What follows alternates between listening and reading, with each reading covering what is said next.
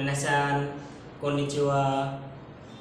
আজকে কাঞ্জি N5 এর ক্লাসে দেখব 51 নাম্বার কাঞ্জি থেকে। আজকে যাদের কাছে এই বইটা রয়েছে এই বইয়ের 51 নাম্বার কাঞ্জি বের করলে আমরা যে কাঞ্জিটা দেখতে পাবো তা হচ্ছে মায়ে জেন, অর্থাৎ হচ্ছে সামনে বা পূর্বে।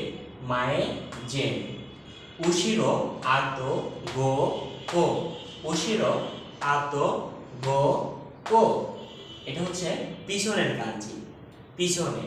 এটা বোঝাইতে এর উশিরো আতো গো কো এর চারটা নাম রয়েছে, আমরা ধারাবাহিকভাবে চারটা নাম মুখস্থ করব। এরপর সোতো গাই, এটা হচ্ছে বাহিরে। সোতো গাই, সোতো মানেই বাইরে। তাহলে এখন এই কাঞ্জিগুলো লেখার যে প্রসেসগুলো রয়েছে, অর্থাৎ খাঁটি কাটা রয়েছে, সেটা দেখব কিভাবে লিখতে হয়। প্রথমে আমরা 51 নম্বর কাঞ্জিটার যদি রেনশু দেখি, প্র্যাকটিস দেখি, এই দাগ দিব, এই দাগ দিব, দেন এটা এটা মাঝে থেকে দুইটা দাগ দিয়ে দেব, তারপর এটা এটা। তাহলে এর নাম হবে মায়ে জেন, মায়ে জেন।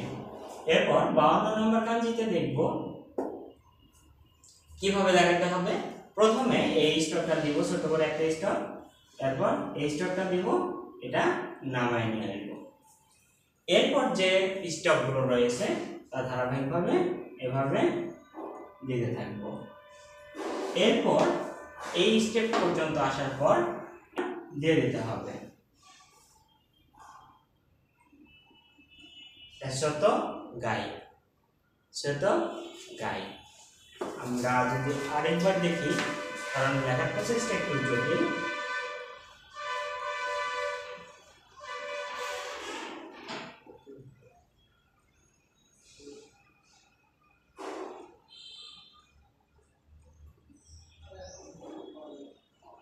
শত গাই।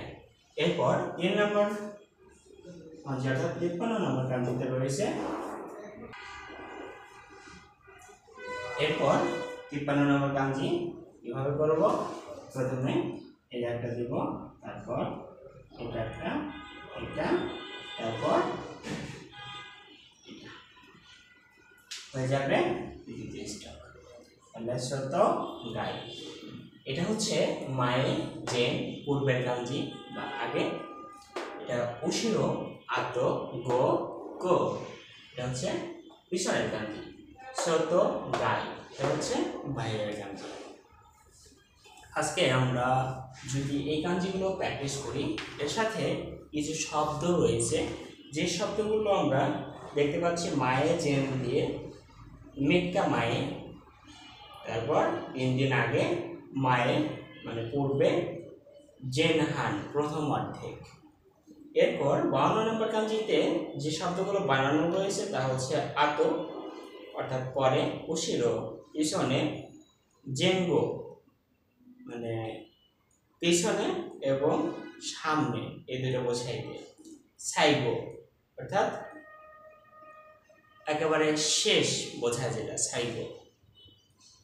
শত দিয়ে যে শব্দগুলো বানানো আছে, শত অর্থাৎ বাইরে, গাইগো অর্থাৎ বিদেশে, অন্য দেশ বোঝায়।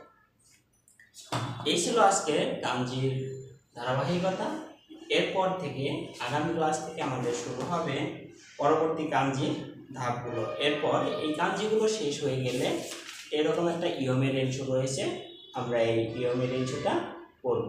সে পর্যন্ত সবার সুস্থতা কামনা করছি। ভালো থাকবেন সবাই। আসসালামু আলাইকুম।